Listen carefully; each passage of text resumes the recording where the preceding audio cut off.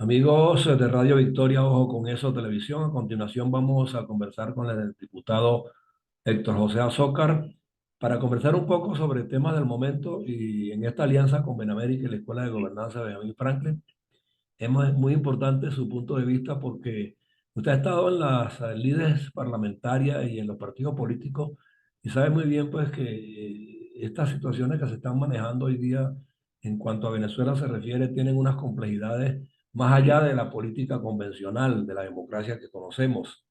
Se está negociando con un régimen que de alguna manera pues está señalado como autoritario y entonces mucha gente es incrédula en cuanto a que lo que pueda firmar o aceptar se ejecute correspondientemente. Yo no sé si usted siente pues que la situación es fácil o que hay que seguir negociando o considera que hay otra fórmula de solución. Buenos días, José Antonio Olares, y a los oyentes de Radio Victoria. Indudablemente que es un proceso difícil. Difícil porque los antecedentes de las negociaciones anteriores que han ocurrido desde el 2002 no han tenido un resultado positivo. Ha habido una política, si se quiere, de mantenimiento del gobierno chavista, sabiendo que no va a pasar más nada, sino negociaciones que mueren allí. La dinámica política las absorbe. Sin embargo, en esta oportunidad, algunos especialistas internacionales señalan que se debe tener una actitud de prudencia y de espera, pues, un tanto positiva, porque se han tratado tres temas fundamentales, que son aliviar la crisis de la salud, el problema eléctrico y el de la alimentación, Y educación que incluida. conforman sí, la alimentación incluida, todo a través del sistema de las Naciones Unidas, porque la primera pregunta o la primera duda que surge es en relación a la crisis de la salud. Como bien se sabe, o por lo menos debo afirmarlo, la infraestructura de Venezuela en materia hospitalaria es buena, porque se hereda de lo que se construyó antes del gobierno chavista. Pero la parte administrativa, operativa y gerencial es la que ha fracasado en forma categórica. Por lo tanto, aliviar la crisis de la salud significaría, bajo la administración y el criterio de las Naciones Unidas, yo diría que una intervención o una participación en el proceso de conducción por parte de los médicos de las Naciones Unidas o de la organización que ellos designen para que esto pueda tener un efecto positivo.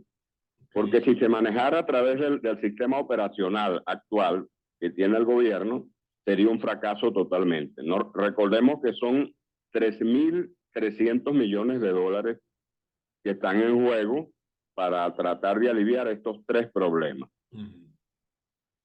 Si lo dividimos, no, Por otro lado, creo que son cuatro problemas: salud, educación, alimentación y electricidad.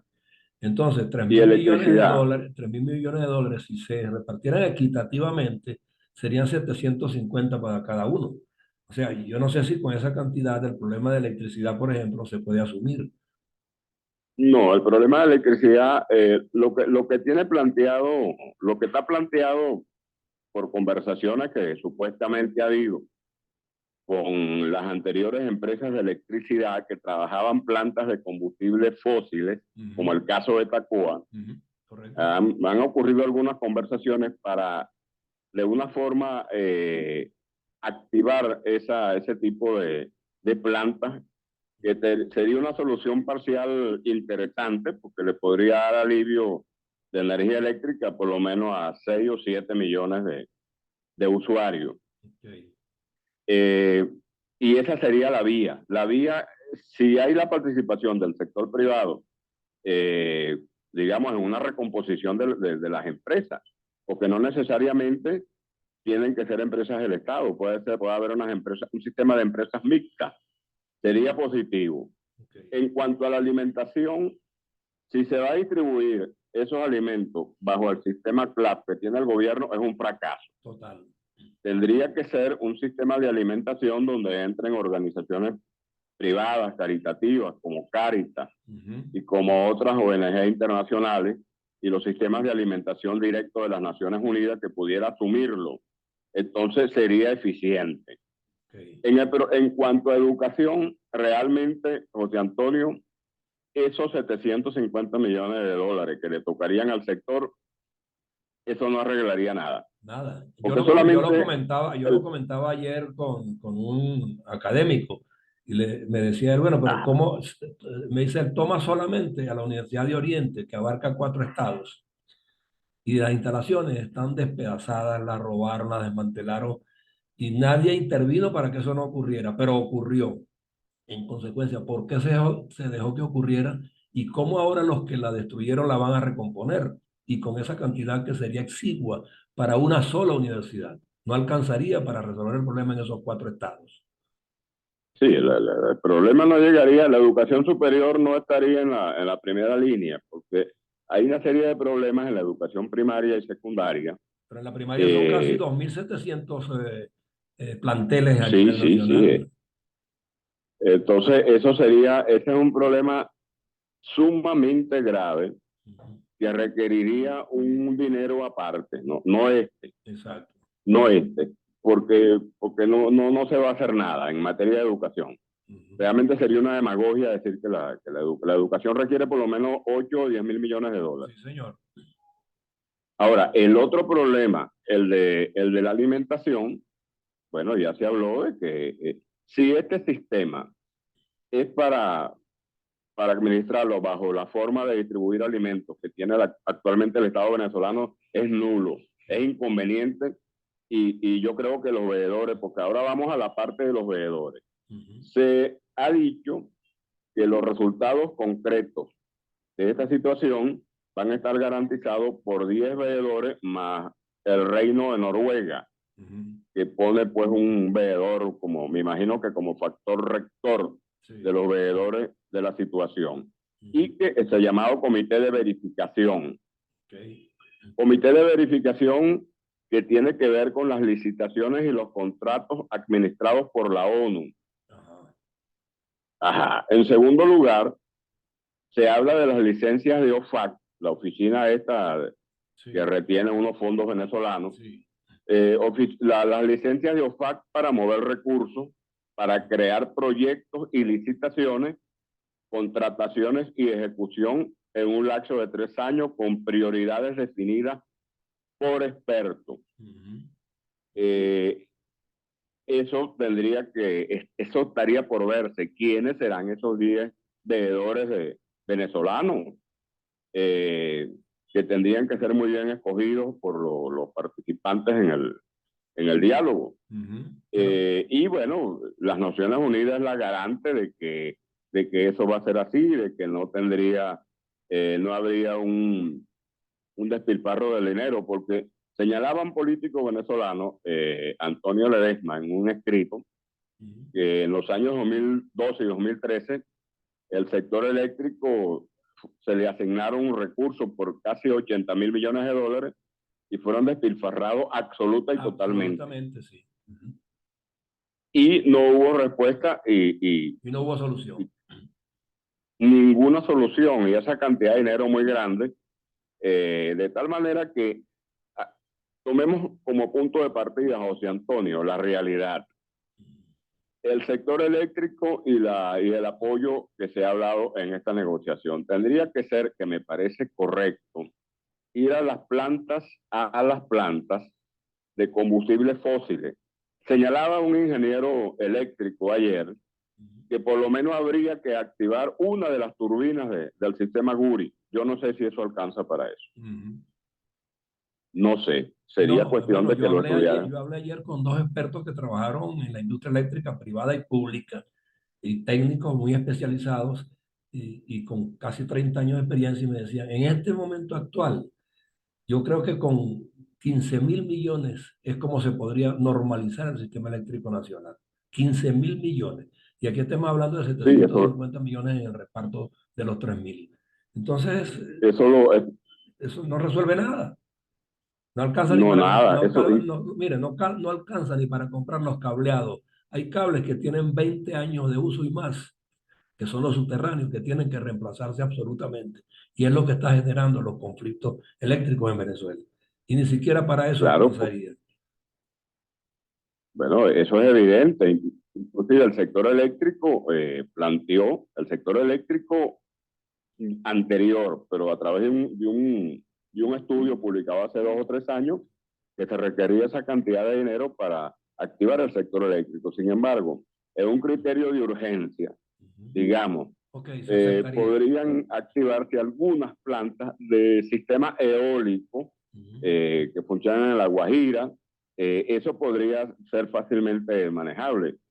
El sistema eólico de La Guajira y plantas que trabajan con combustibles fósiles eh, para aliviar la situación en una serie de regiones del país. Pero El con, interior del país está totalmente oscuro prácticamente sí. y no hay atención. Se ha pretendido sostener un criterio de vitrina, dándole la atención a Caracas exclusivamente para que desde el exterior vean que en Venezuela no está pasando nada, nada grave. Y eso no puede ser porque hay que aliviar el problema en todo. Las capitales de estado, los pueblos del interior están muy desasistidos. La luz se va todos los días. Sí, así es. Sí. Y eso es muy grave. Y qué te digo, en el sector salud, bueno, lo que hablamos. Ahora, pudiera haber una política de contingencia sin pretender aliviar el sistema oficial, sino contingencia por fuera para atender las necesidades, para atender las operaciones que están pendientes. Hay miles y miles de operaciones pendientes en el sector público que no han sido atendidos y en el sector privado no se puede acudir porque el costo es en dólares, dólares en cantidades grandes. Sí. Grandes, ¿no? Entonces, esa es la situación de Venezuela. No, y Esa misión de la esos ONU. sectores, Azócar, esos sectores de los que se está hablando, en particular en esta primera fase, con todos ellos, el Estado venezolano tiene deudas pendientes que no ha honrado. Entonces, no vas a Sí, encontrar toda la gente animada, ¿verdad?, a trabajar en estos programas con toda la experticia que la gente pueda tener, si primero no se le cancelan las deudas pendientes. sí, La los gente está pasivos laborales son desmotivada, excesivamente los graves. especialistas están desmotivados en la salud, en la electricidad, en todas las áreas.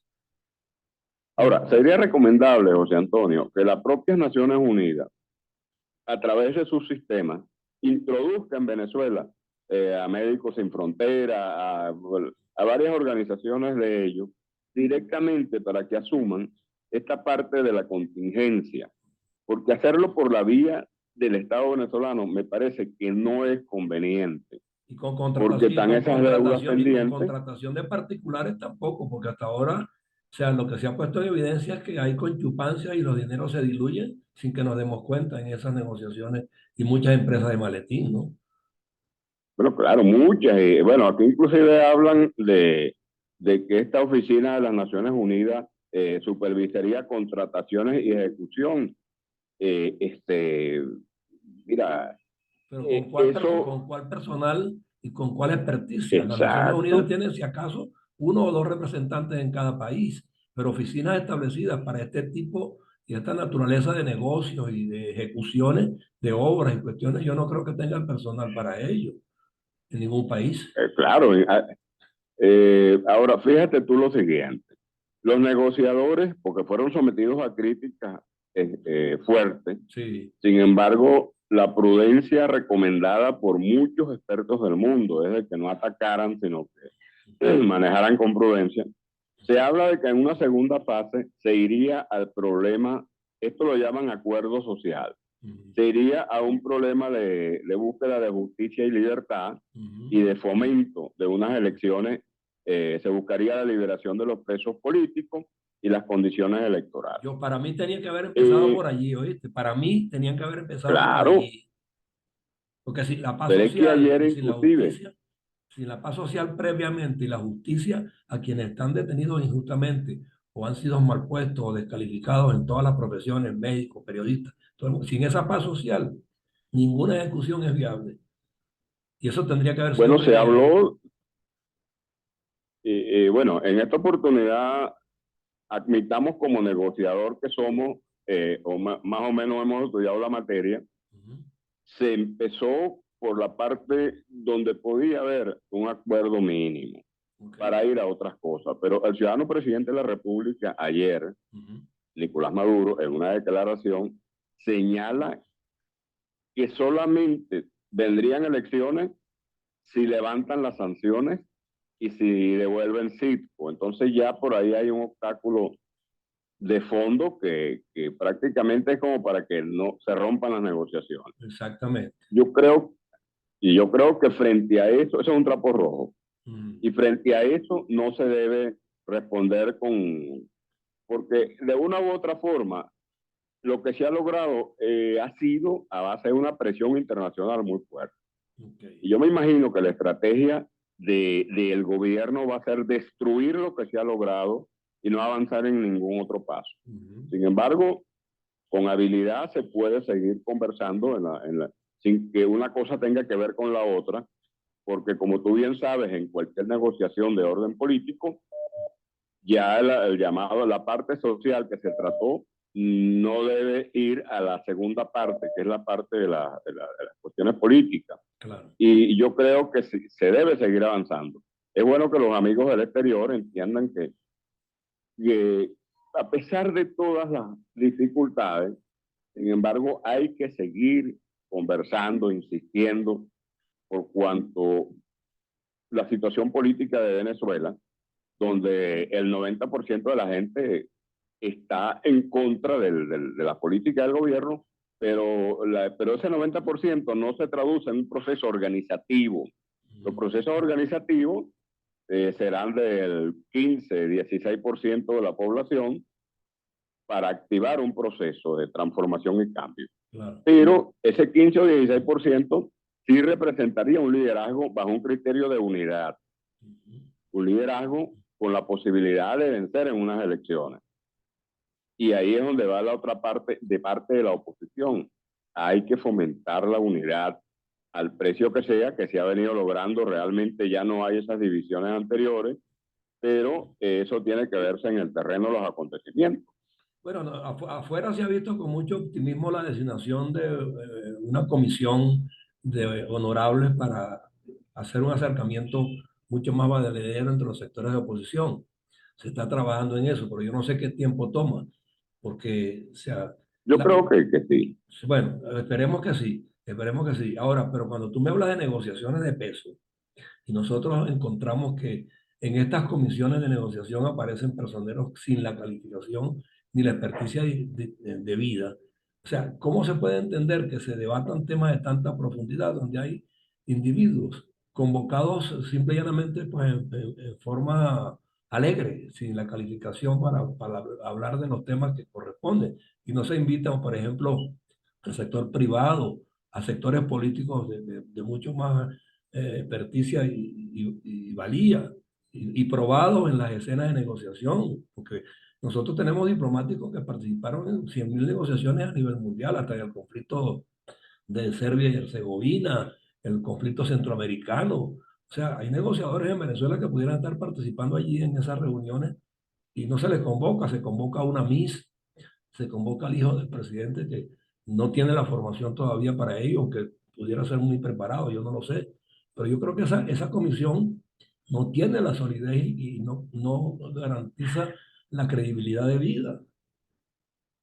Sí, es evidente porque los convocados a esta reunión de negociación en realidad no están calificados. ¿No? Se mostraron muy Pero una reunión farandulera, para decirle un nombre, pues. sí, pero eso obedece, en el caso del sector oficial, es una cuestión premeditada para Mm, descalificar claro, cualquier tipo a la reunión. exacto. Ahora, en el caso ya cuando se hable seriamente, tiene que ser invitado el sector empresarial, El tiene que gremial, ser invitado el claro, sector sindical, los dos o tres gremios que son de punta, por ejemplo, la Federación Médica, que por que ha ejemplo, estado sí, dando peleas sostenidamente. exacto.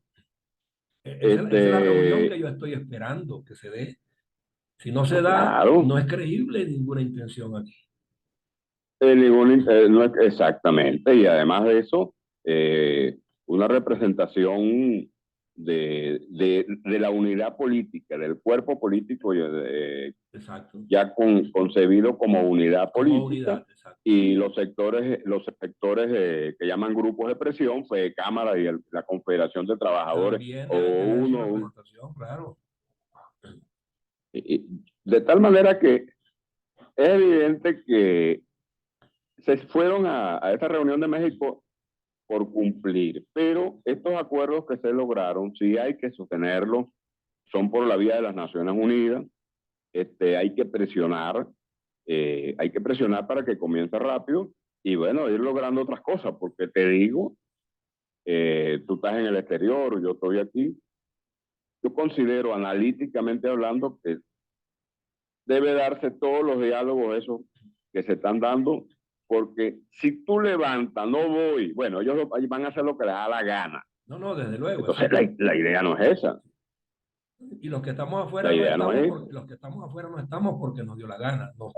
Estamos porque nos cansamos de hacer formulaciones en función de que la democracia prevaleciera por encima de todos los caprichos de algunos dirigentes y no se logró.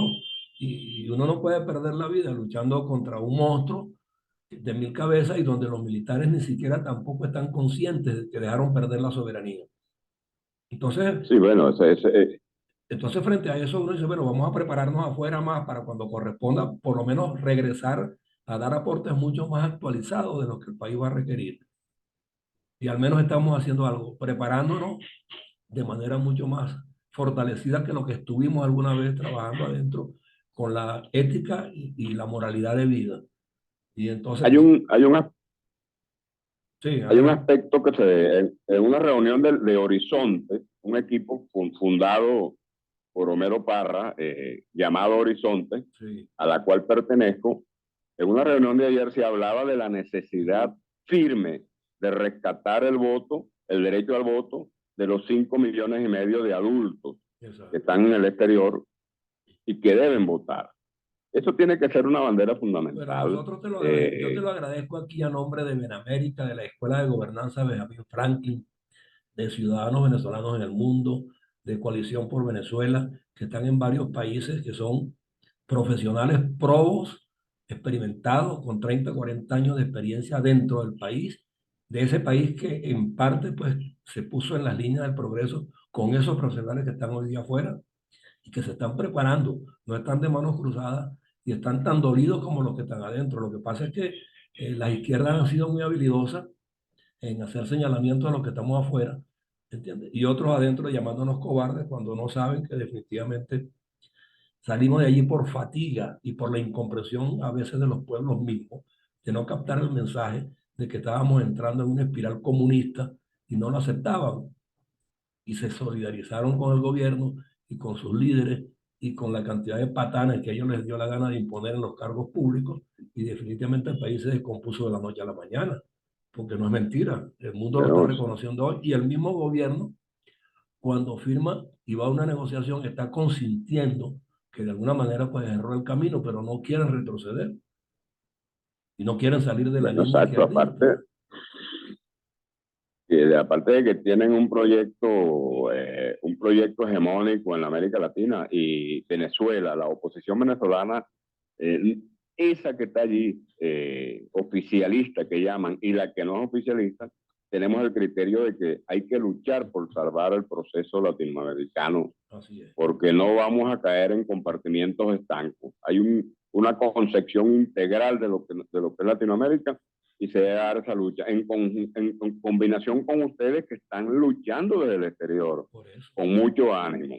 Tú ves que Y yo yo tengo creo estas que, tribunas y yo no estoy confrontando a nadie, lo que estoy pidiendo es que se rectifique de manera consciente, que se reconozcan los errores históricos cometidos, porque también los hubo y los de ahora, y que busquemos la senda de la libertad y la democracia, que fue lo que de alguna manera desde Venezuela inspiró a muchos otros países en una oportunidad, y tú lo sabes bien. bueno, y Venezuela puede seguir inspirando, pero te voy a decir algo.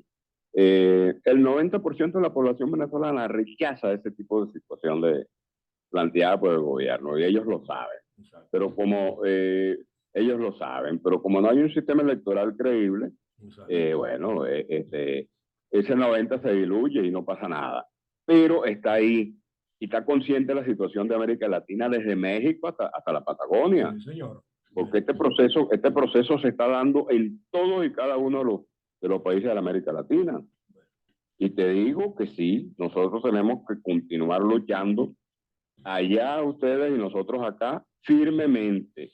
Y te voy a decir algo, se cuenta con ustedes, con hombres como tú, con proyectos y planteamientos a través de estas fuentes de conversación con la gente, estas emisoras que se oyen, tienen su audiencia para crear el ambiente de opinión. Y te digo que alguien preguntaba, pero ¿qué pasará en esta oportunidad? Bueno, seguir luchando. Seguir luchando firmemente. Bueno, yo desde aquí, como ya nos quedan 2 minutos para despedir, yo desde aquí te voy a reiterar, como ya te lo dije antes de contactarte la primera vez, que esta plataforma va a estar a tu orden, a la de ese grupo Horizonte, como lo está también para el grupo Buenamérica, lo está para la Escuela de Gobernanza, lo está para el grupo de República y Libertad y otros tantos que se nos han ido sumando, porque aquí queremos justamente pues debatir los temas con la crudeza de vida, pero con la autenticidad de vida también.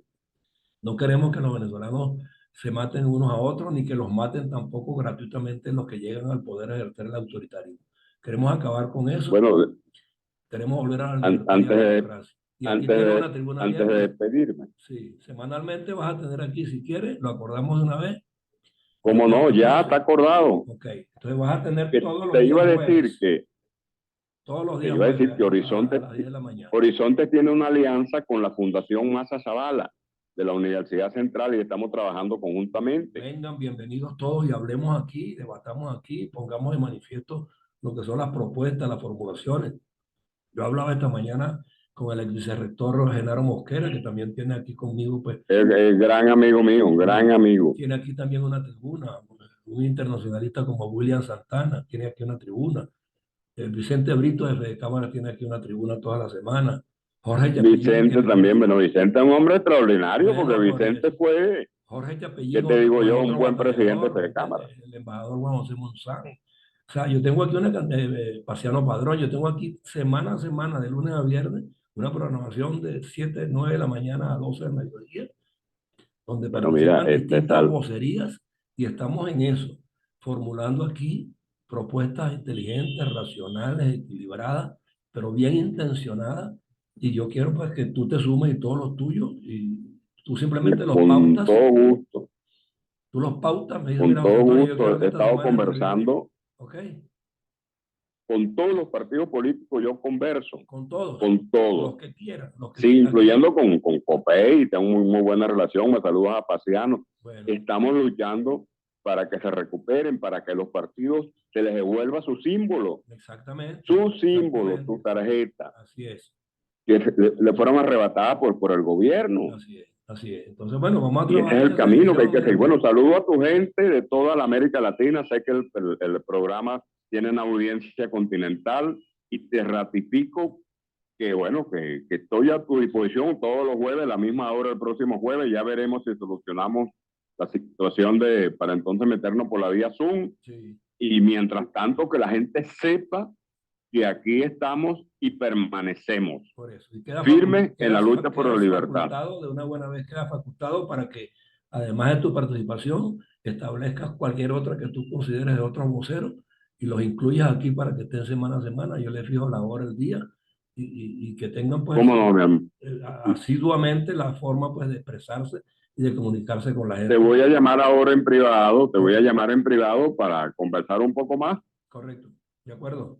Muchas gracias, hermano. José Antonio Lares. Sí, llámame en la tarde porque gracias, al terminar contigo voy con un profesor en Lima, Perú, y después voy con el profesor José Manuel Cerna en Detroit, pero a la tarde estoy desocupado y hablo contigo, ¿ok?